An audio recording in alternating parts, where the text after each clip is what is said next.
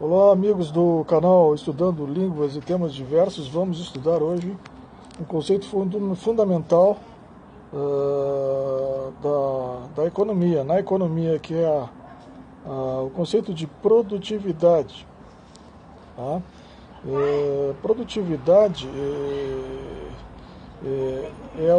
é a meta, né, do capitalismo, né, que ele busca um aumento da exploração da mão de obra, né? Segundo a teoria marxista, né? Isso aí tem causado alguns conflitos, né? Entre os capitalistas e os marxistas, né? Vocês vão entender depois o que é o conceito de mais-valia, né? E exploração de mão de obra, tá? De um modo geral, a gente pode dizer que uma empresa pública ela é menos produtiva que uma empresa privada. Hoje, também, a gente pode dizer que hoje as empresas são mais produtivas do que antigamente, né?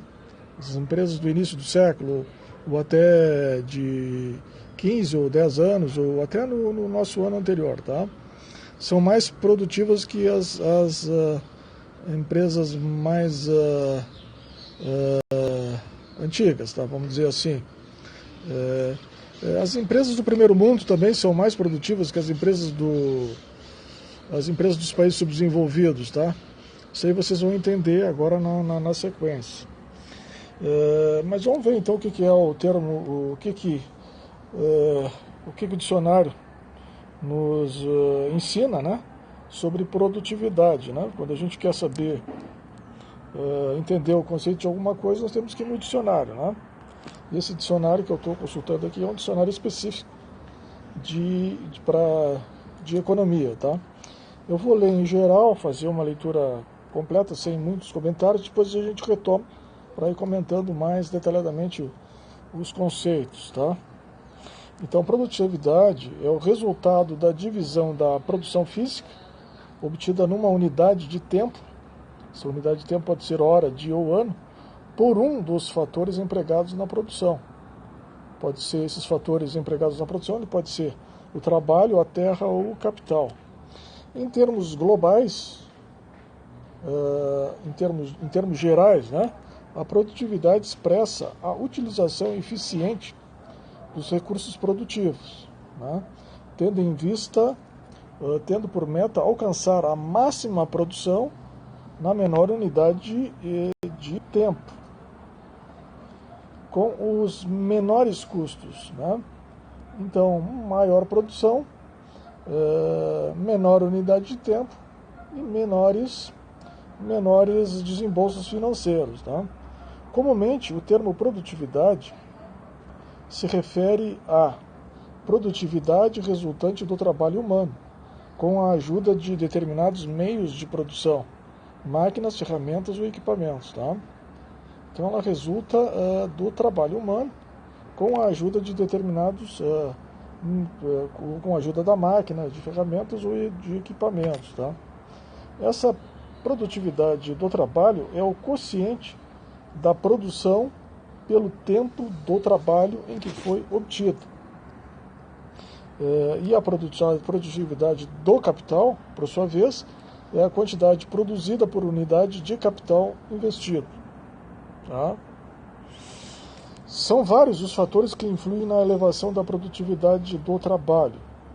Desenvolvimento tecnológico dos equipamentos empregados, ou seja, dos meios de produção, nível da divisão do trabalho, grau de especialização e escolaridade da mão de obra, qualidade das matérias-primas utilizadas e organização e controle da produção. Depois a gente vai ver bem detalhado esses fatores que influem na produtividade do trabalho.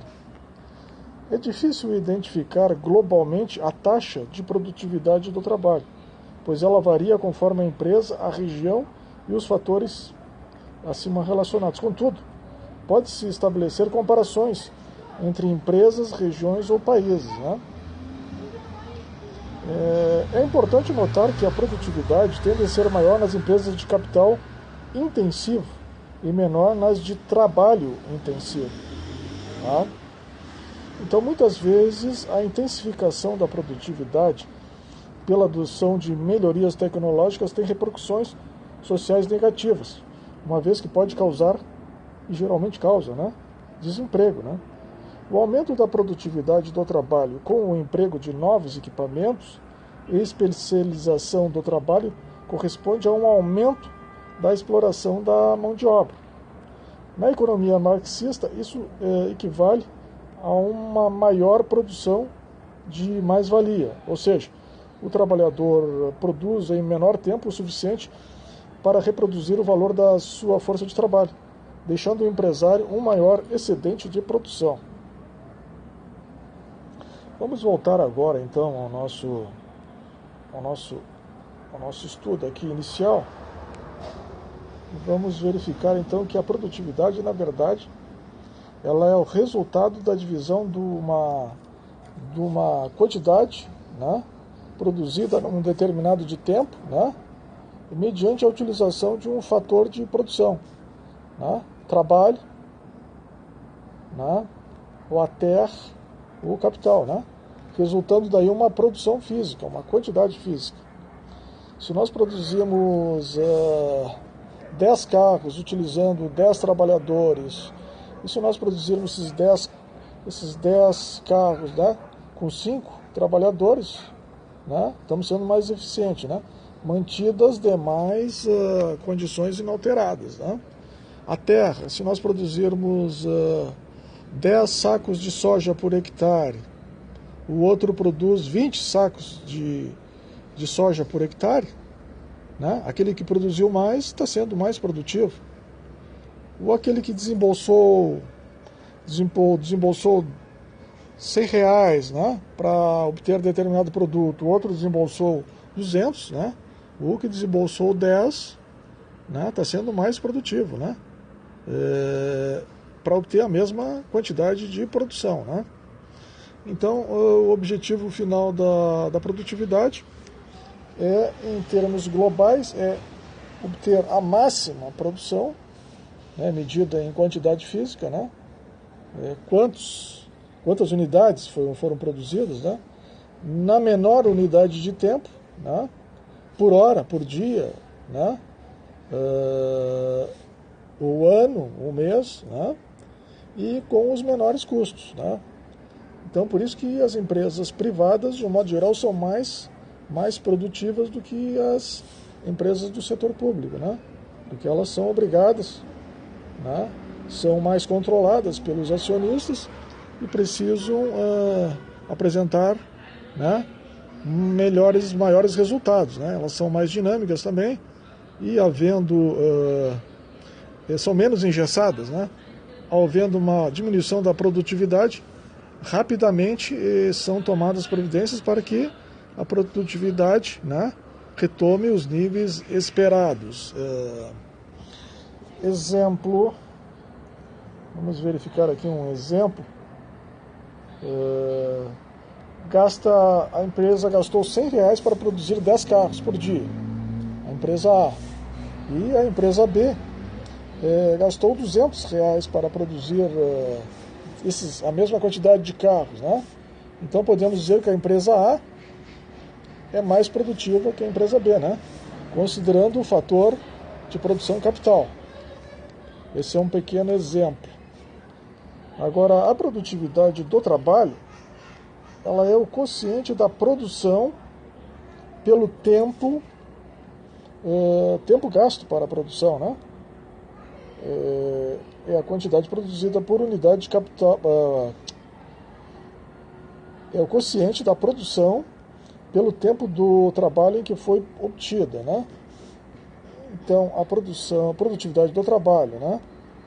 Então, nós temos uma produção pela unidade de tempo do trabalho. Agora, a produtividade do capital é essa produção, né, medida em quantidades, obtida por a unidade de capital investido, né? Então, se nós conseguimos uma produção maior vai ser a produtividade, né, do capital, né? E se nós obtivermos uma determinada quantidade de produção em menor tempo de trabalho, nós estamos avaliando a produtividade do trabalho. Agora, em relação aos fatores que influem na produtividade, observe, nós temos desenvolvimento tecnológico empregado nos meios de produção, tá? Esse é o exemplo clássico, né? Que uma tecnologia ela pode trazer o desemprego, né? Computador, tu tem um computador mais rápido e um computador menos rápido, né? Então esse computador mais rápido ele tem um desenvolvimento tecnológico maior, ele produz mais em menos tempo, né? Então uma atividade que era realizada por 2 empregados, né? Tu bota o computador, ele faz aquela mesma atividade, um empregado faz aquela mesma atividade, tá? Então nós estamos falando em desemprego como consequência social, tá? Mas é um dos fatores que influem na produtividade, para vocês entenderem, né?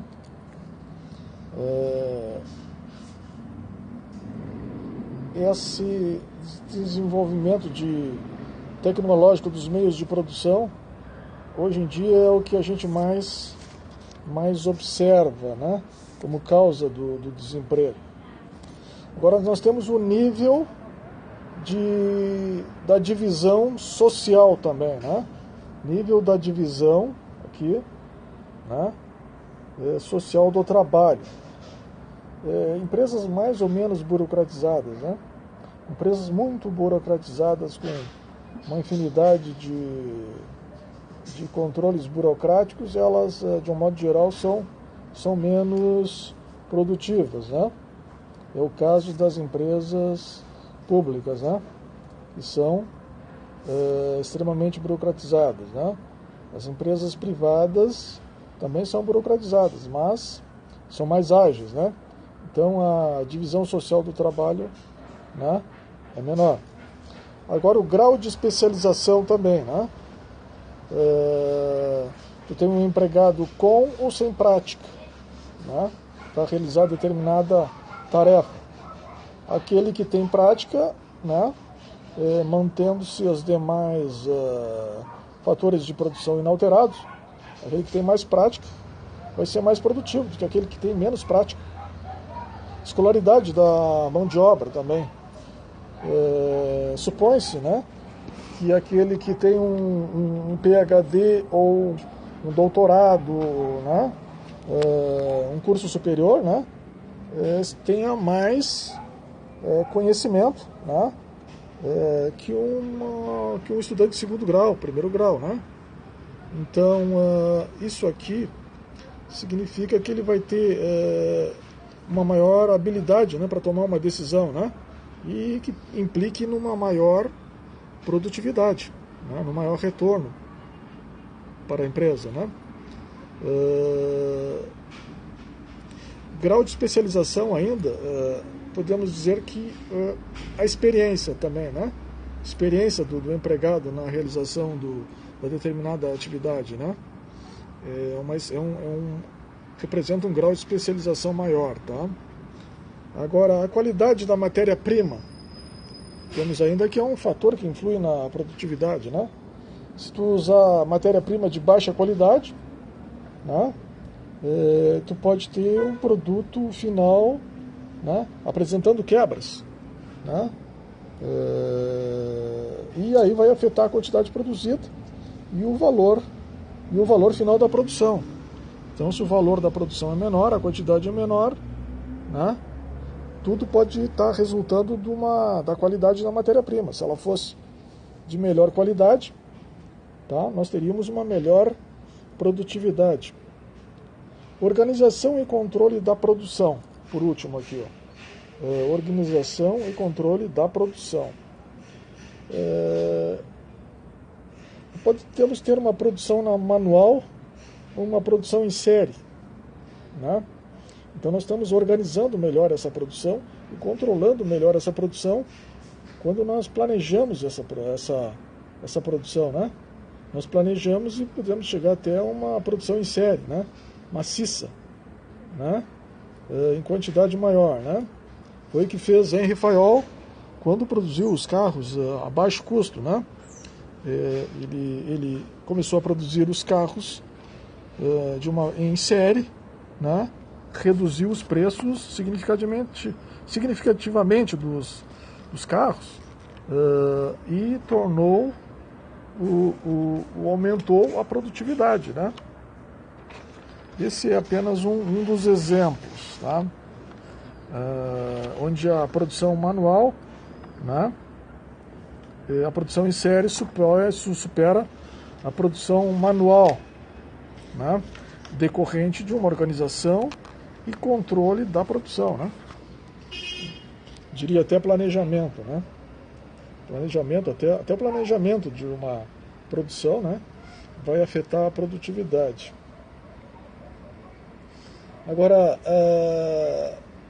é difícil, aqui quando está dito que é difícil quantificar globalmente a taxa de produtividade do trabalho, pois ela pode variar conforme a empresa, a região, os fatores acima relacionados. Nós podemos dizer que os países evoluídos do primeiro mundo, né, mais evoluídos, geralmente apresentam empresas com maior produtividade, né? Por quê? Porque eles usam tecnologias mais avançadas na produção, né? E com isso eles conseguem uma maior produtividade, né?